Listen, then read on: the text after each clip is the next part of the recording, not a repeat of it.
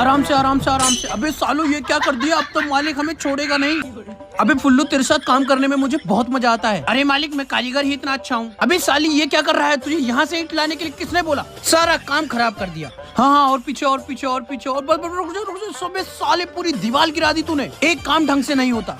देखो इस बार कोई गलती नहीं होनी। अबे हरामखोरो पकड़ो पकड़ो पकड़ो। अब तो पक्का मालिक नौकरी से निकाल देगा। काम हो गया बेटा, नीचे आ जा।